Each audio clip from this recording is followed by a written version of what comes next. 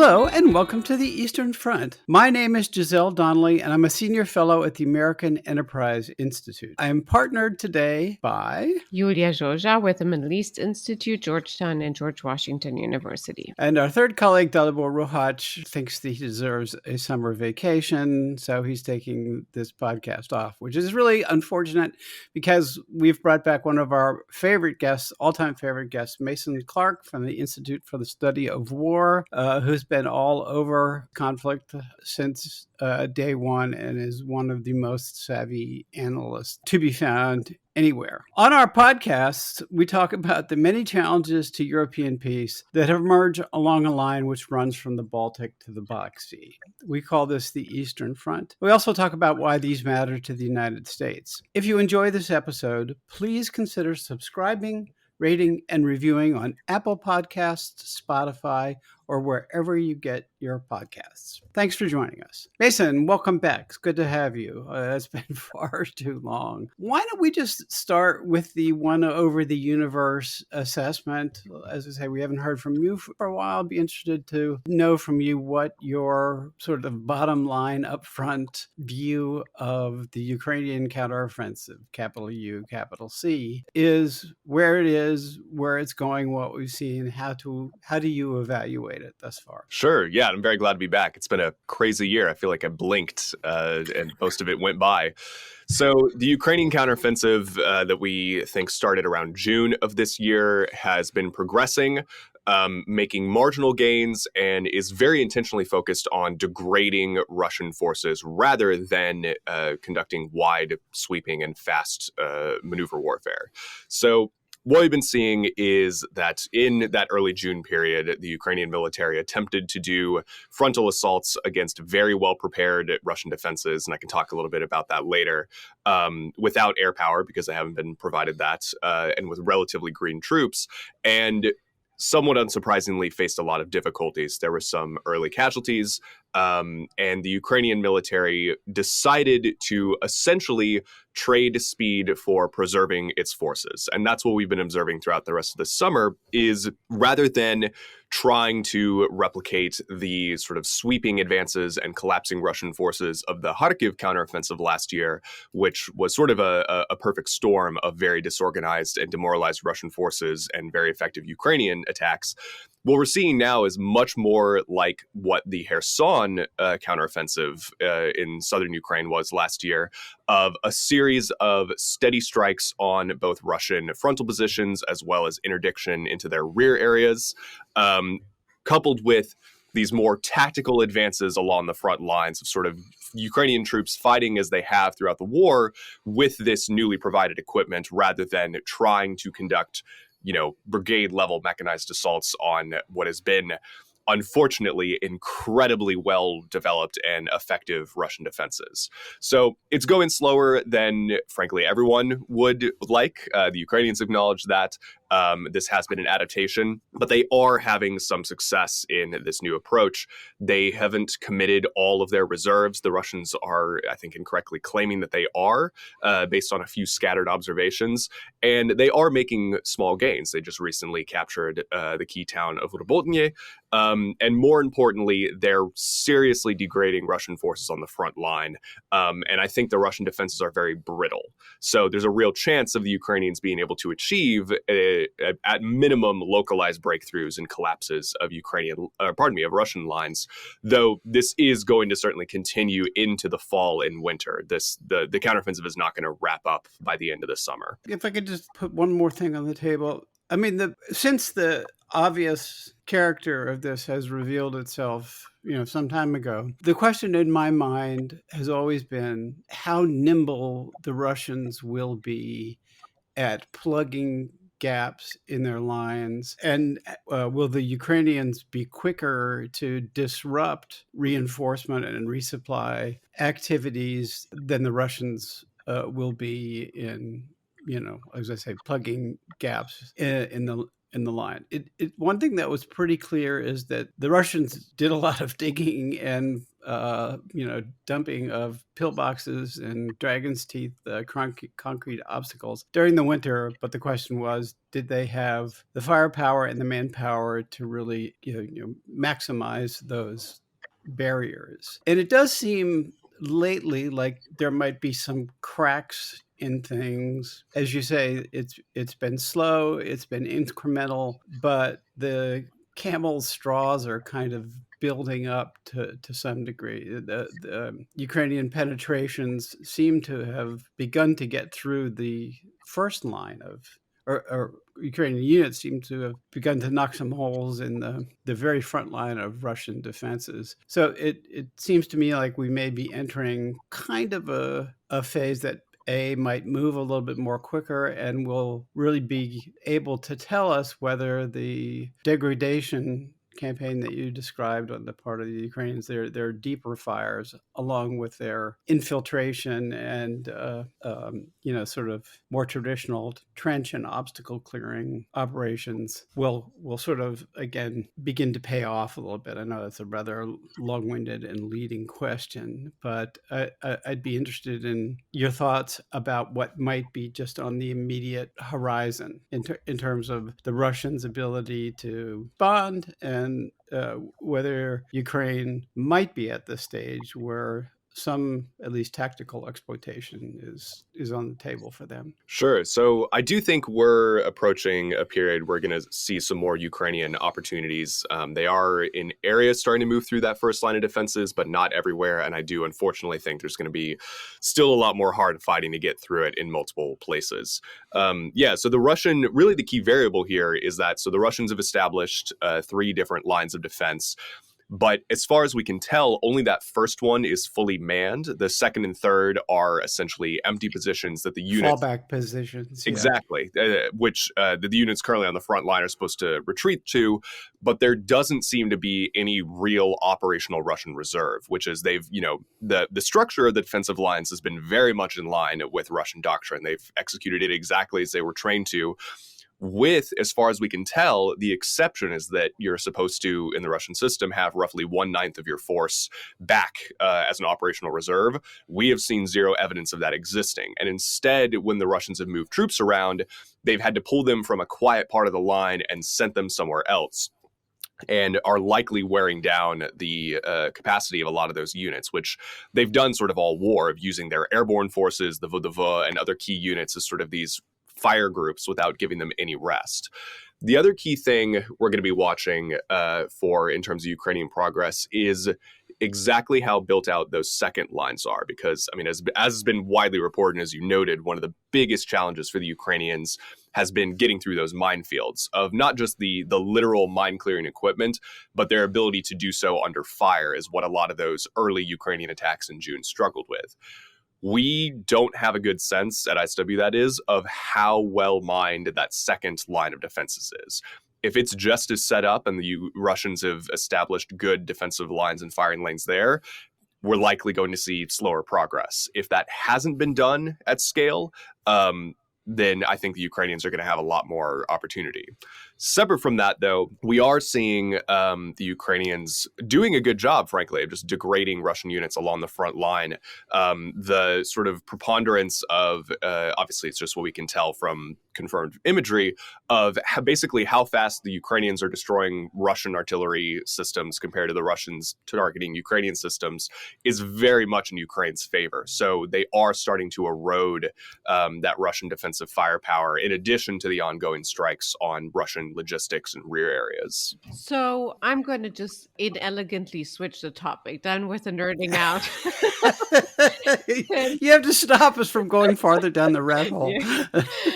And I'm going to ask the broad strategic political questions, which are going to slightly, I know already he's told us before the recording, annoy Mason, but nevertheless he has to go through this. So I'll start with the obvious issue, and that is perception perception versus reality. You guys are talking about reality on the ground, but the Washington Post this morning talks about perceptions and talks about how U.S. intelligence assessments say that Ukraine's counteroffensive will fail to achieve key objectives. And I want to combine that with the perceptions that I've been getting in Europe this summer. I've just returned from Berlin a few weeks ago. There was a big scandal. It made it into English media as well about German intelligence leaks, about how they're disappointed with how the counteroffensive is going, and especially about how much the Ukrainians have integrated that training that the Germans provided. And all through these major disappointments, obviously it's a matter of where we set the goal. And the goal seems to be, or seems to have been repeated in our layman's media, about creating or enabling the Ukrainians to do combined arms warfare in this counteroffensive, but they don't have air power. And so, can you help us make sense of that, Mason? This gap between expectations at the highest level when it comes to intelligence and where we're setting goals for this counteroffensive, and the reality of what the Ukrainians have in terms of instruments and what they could have achieved in this counteroffensive in 2023 compared to 2022, of course. Sure. Yeah. So I'm going to be a little annoying in my answer because I don't want to get too far into forecasting exact Ukrainian actions. But generally, I mean, I do think a lot of, the West has sort of put Ukraine in a bit of a catch-22 situation of the expectations for timelines of this counteroffensive were externally imposed. And the Ukrainian military and Zelensky himself has made very clear that they have no necessarily, internal deadlines of obviously they would like to liberate the Russian occupied territory as quick as possible, but they don't have the counteroffensive has failed if it hasn't reached X point by Y date. That has really come from a lot of, Western commentary and from NATO, from what we can tell, where it was, as you noted, the expectation was Ukraine needs to do a rapid mechanized breach of prepared Russian defensive positions, which is one of the hardest things you can do. And American units at the National Training Center in Germany struggle to do it. And that's with all of the equipment and air power that they would expect. But Ukraine wasn't really given the time to prep for it. They weren't given the air power, and they're doing it with relatively inexperienced units. And so the Ukrainian military decided to prioritize essentially retaining its own forces at the cost of speed. And that's now being treated in some areas as, a kind of failure. So it's a little of, they weren't given the forces and equipment they would need to meet Western expectations. And then there's dissatisfaction in some circles that they haven't met those unreasonable expectations. Now, to be clear, I don't want to sugarcoat it. The Ukrainians also wanted to do a rapid advance. What we're seeing now is an adaptation.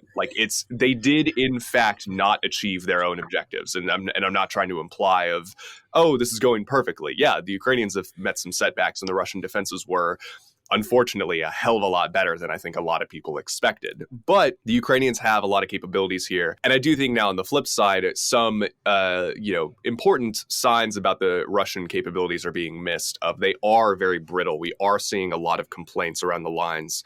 The Russian command structure is still just an absolute mess in terms of how units are arrayed, and commanders are still selected really based on loyalty to Putin and not passing up bad news rather than their actual capabilities on the ground.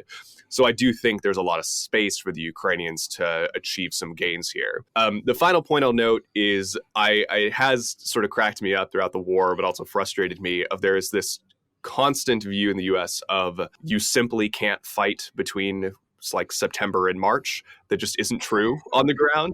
Certainly, the muddy season in the fall does make mechanized maneuver hard, and I'm sure that we will get a slowdown in movement as we get into the fall.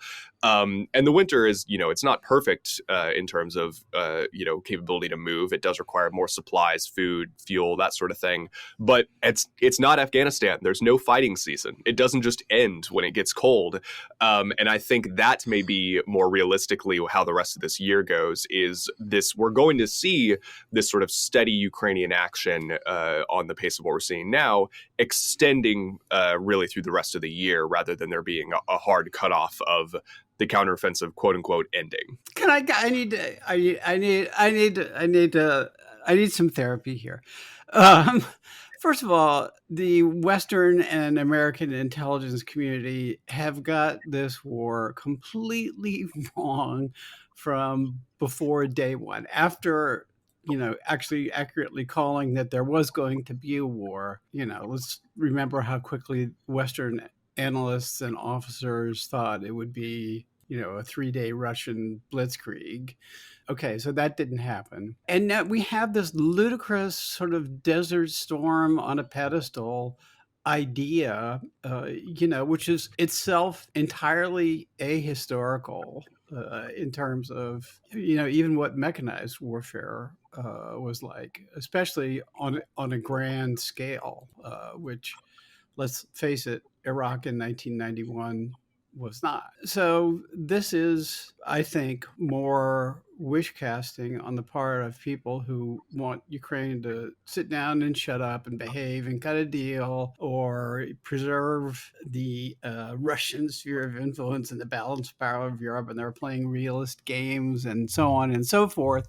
And they're just emotionally invested. As much as we are emotionally invested in Ukraine's victory, they are pretty emotionally invested in the Ukraine can't win. The Russia not losing camp. Yeah, whatever. Okay, pick your term of art. And the people who have been most, the people who were correct at the beginning have been the ones who are now saying, hey, this is going to be a slog. Ukraine did not, at the beginning of the summer, have the capabilities or the capacity to conduct, large-scale combined arms operations. And so they've done the sensible thing. They've adapted to the reality of what they confront. They've conserved their most valuable assets. So if the Russians do seriously crack, they have a force, they have operational reserves, which the Russians probably don't have. So if anybody's going to land a serious blow in the next couple months, it's going to be the Ukrainian. And people should just take a pill and chill out. Follow the news, actually. I find this, I'm sorry, I'll stop now. I've just found this very frustrating to, beyond a pretty small core of people who follow events and closely analyze what's going on. This is like a Churchill moment where the truth goes about clothed in a pack of lies, or a cloak of lies. And look, Mason is much more polite and guarded about this than I could afford to be, unhinged. But all right, I'll shut up now. Let me then ask you a question that is for both of you. And I'd be really curious, because I think there's going to be interesting nuances in that. From what Mason was describing earlier in terms of this gap between expectations and reality, and from what you're pushing against, Giselle, isn't there then a presumption that this pace that will slow down in the fall but continue through the fall and winter for Ukrainian victory is conditioned by the quality and the quantity of military aid? And with perceptions being the way they are in both Washington and in Europe, there is an increasing risk that this military aid will slow down as we're going into closer to US elections. So without going into politics, the question that I have for both of you is, how will this pace be affected in the next 6 months by varying degrees that we have to take into account of military aid from the West, collectively US plus Europe? Yeah, so I think, the question of Western aid to Ukraine, I think could be sort of roughly split into two: of high-end systems that they don't already have, and sustainment for what they already do.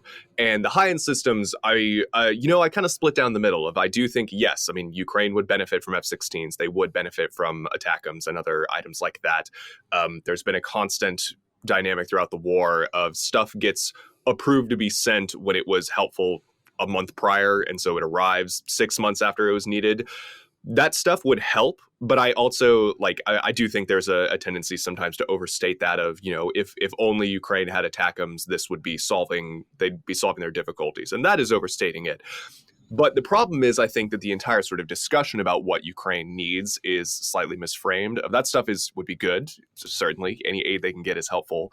But what's really kneecapped them is everything coming in drips and drabs, and there not being sort of a guaranteed pipeline going forwards. Because it's the sort of the simplistic way to phrase it is no U.S. or NATO military commander in their right mind would launch a major offensive not knowing if they would have the literal spare parts to repair damaged tanks and armored personnel carriers. That's what we've expected Ukraine to do.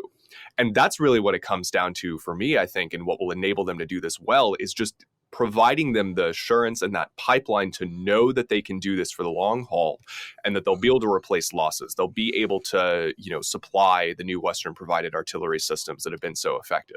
They'll have Storm Shadow missiles in order to continue their strikes on Russian rear areas.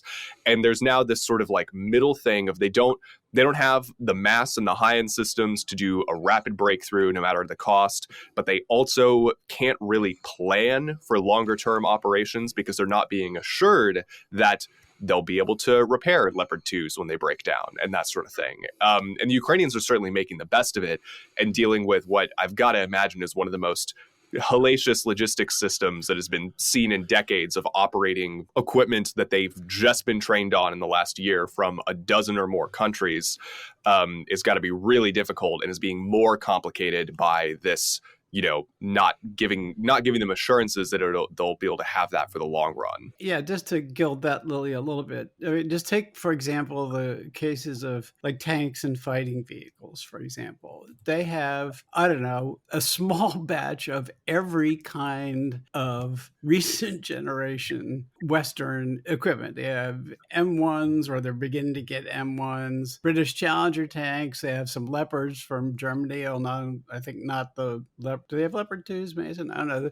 They have a melange of Leopard 1s from elsewhere around Western Europe. Tanks that were basically in mothballs, had not been typically, maintained to combat standards. They were in storage and so on and so forth. So if the Ukrainians have maybe 10 well-equipped brigades of with relatively modern Western equipment, it's more than likely that every brigade has a little bit different mix of this, that, and the other, which multiplies that logistics challenge. Just, you can't slap a Abrams engine in a Leopard. You can't do what supply sergeants have been doing since time immemorial, is swiping stuff from neighboring units.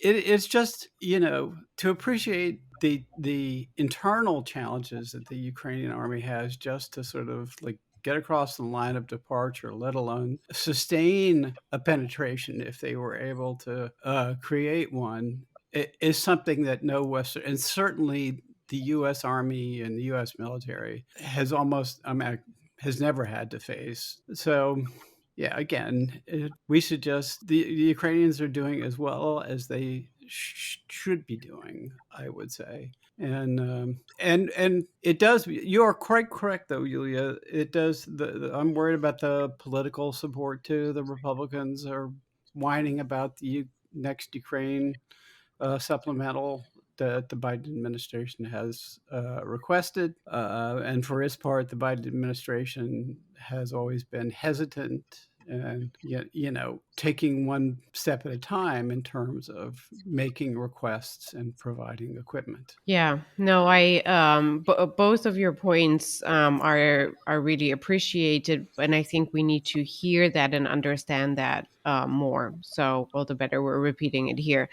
Also, I would just say that the Europeans are probably not able to supply too much more gear. I wouldn't think the Eastern European countries have basically given everything that they had, their old, Soviet era gear. The Poles are making huge investments to modernize their army, but I'm sure, the things that they're acquiring are for Poland. And again, the Biden administration has not put the pedal to the metal to, again, just using tanks as an example, there are a hell of a lot of export M1s lying around that are previous, that were sold to other countries around the world that could have been in Ukraine or on their way to Ukraine with a little bit more political oomph from the president and the White House, and they just haven't done that. There's also a continent's worth of F-16s in Europe. Yeah. Enough about our faults and shortcomings. let's let's take advantage of Mason being here to tell us about others' faults, and that is, how are the Russians doing? And specifically, two things I want to ask you about. One is something that we haven't talked on this podcast in a while about, and that is the military industry and how it's suffering or not in Russia. There's a lot of, for people following, I think we have a number of within our audience that are following Twitter and other social media, where I've seen throughout the summer a lot of disinformation out there with the Russians or Russian trolls or whatever putting out very clear data, which is wrong, factually wrong, but it makes it look like the Russians are really rearming. I'd love to hear that, how that's being visible over the last year or not on the front. And then the second thing is, how effective are the Russians at hitting Ukraine?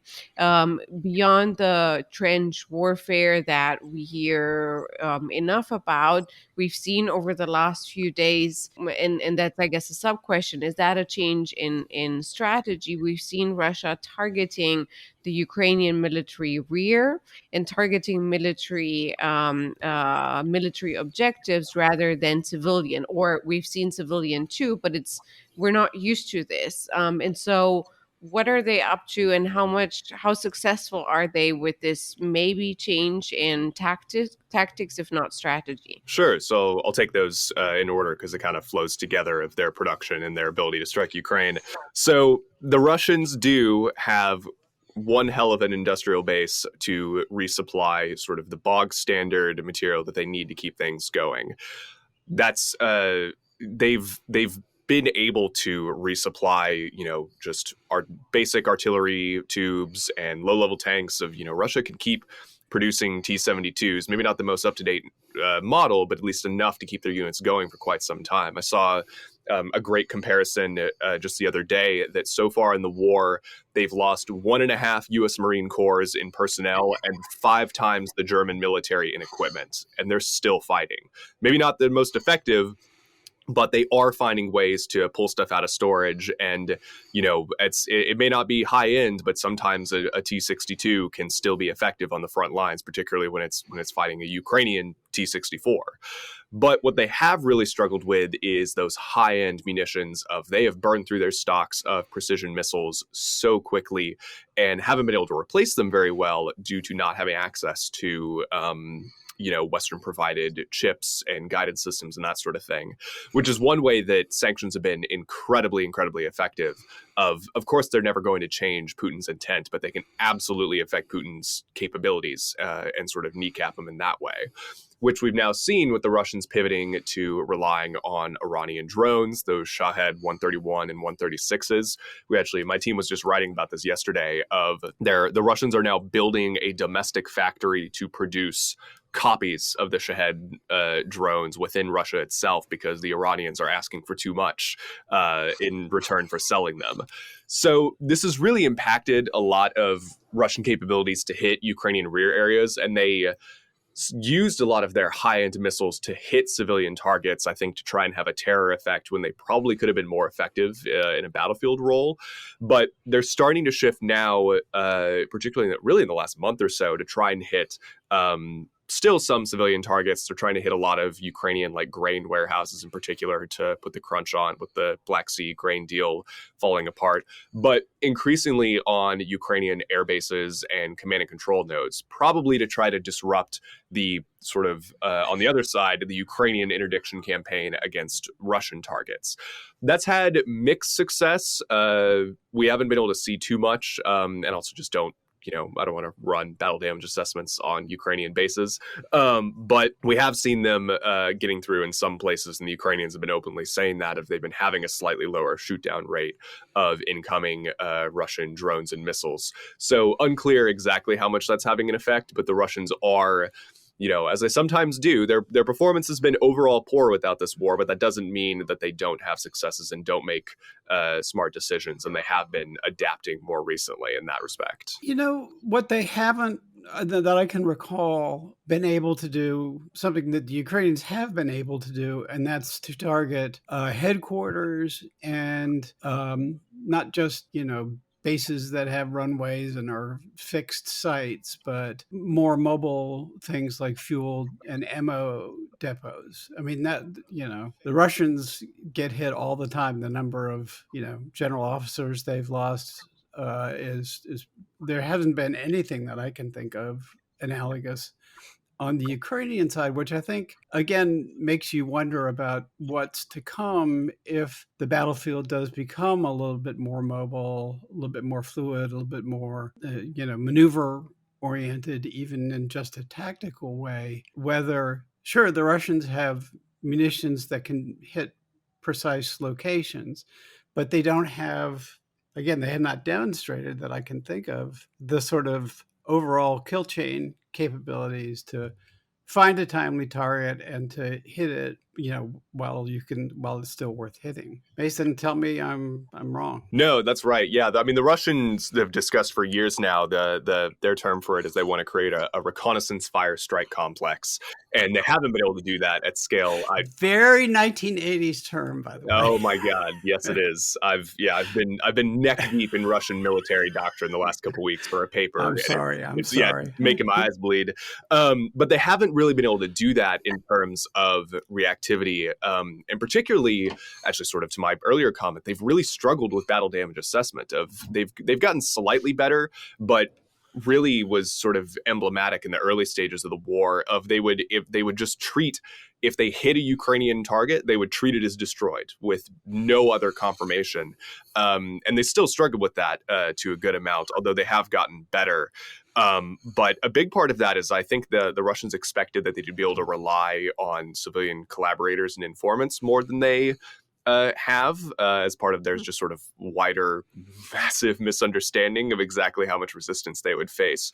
So that's certainly been a boon for the Ukrainians, is that the Ukrainian force has been able to be much more mobile and prevent sort of sustained damage by these Russian strikes. Well, that also suggests that first of all, that when and if Ukraine decides to commit a serious, maneuver group to exploit a breakthrough, that the Russians might have a hard time responding to that.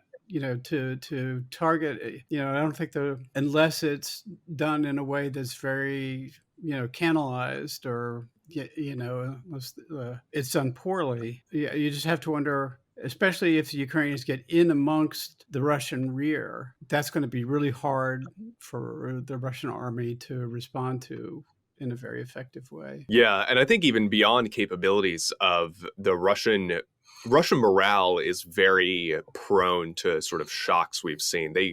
It's fascinating watching it all war. It just seems to swing wildly. Of course, we don't have a full awareness of it, but from what we can tell from, commentary on Telegram and the tendency of units to sort of release video appeals saying, we haven't gotten reinforcements in months, please help us.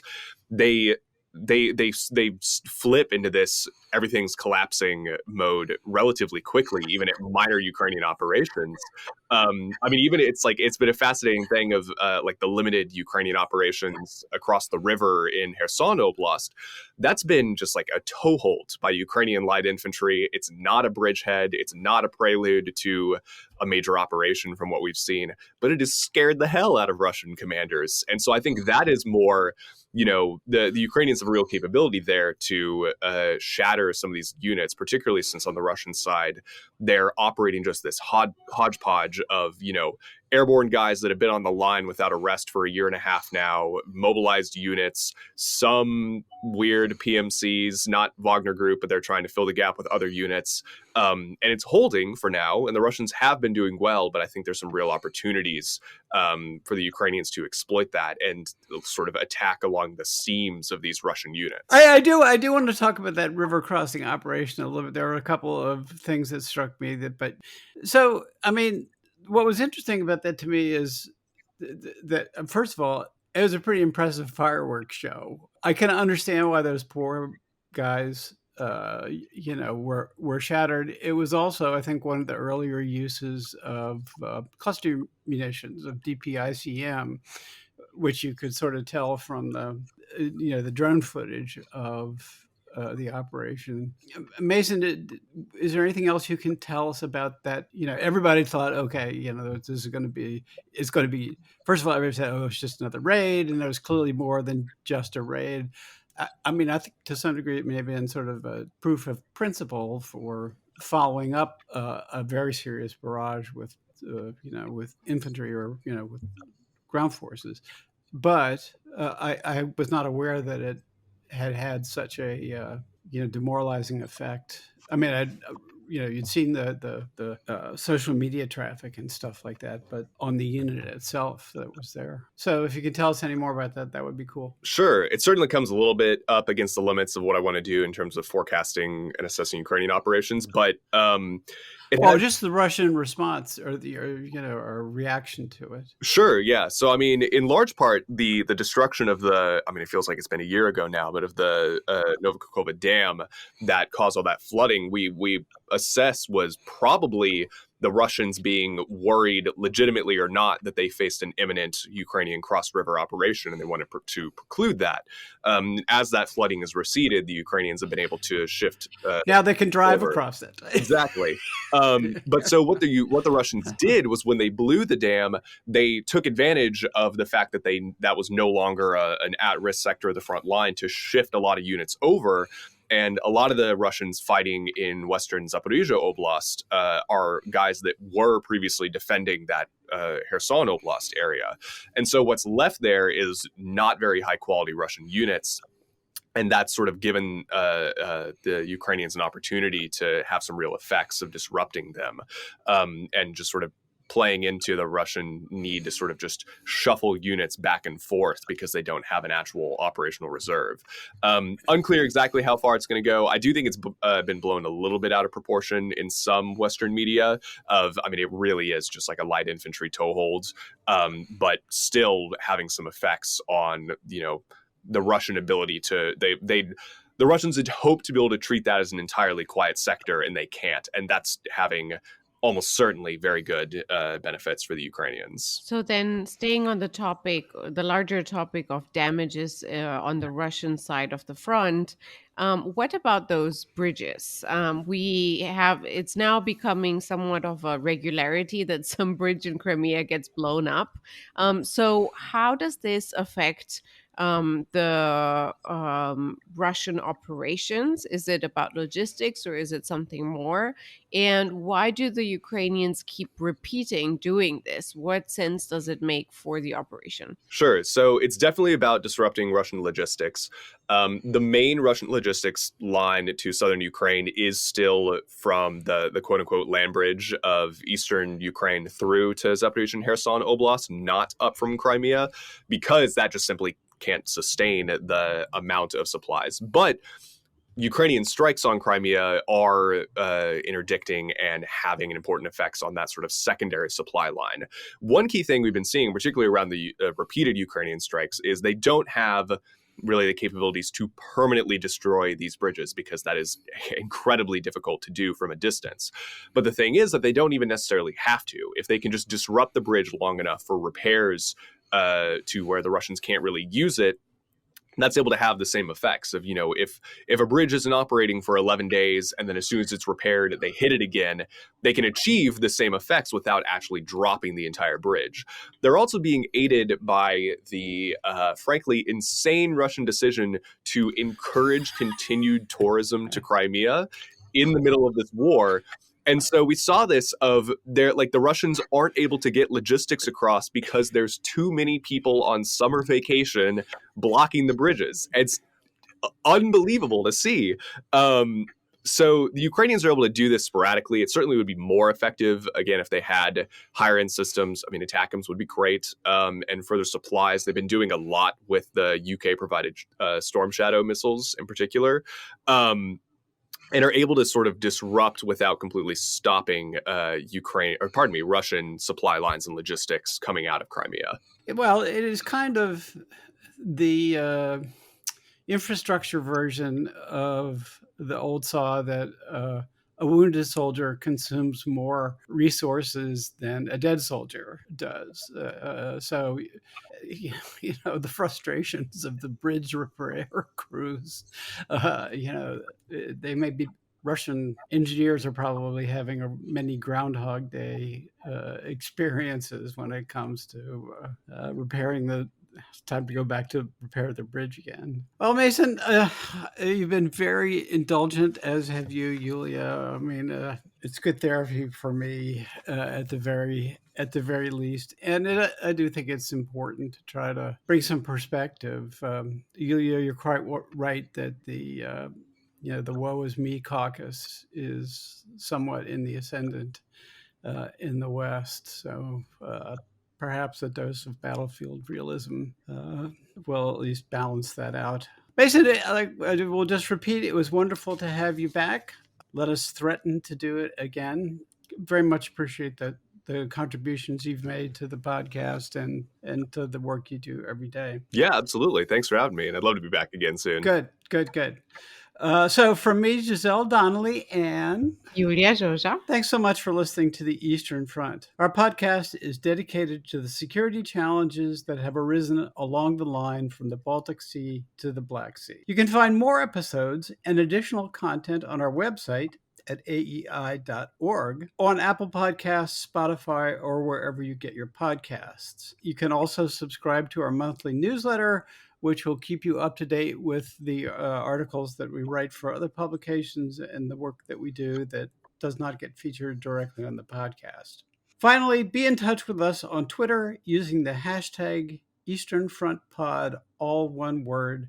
And as always, if you enjoyed this episode, and even if you didn't enjoy it, but just endured it, please consider subscribing, rating, and reviewing us. Goodbye for now.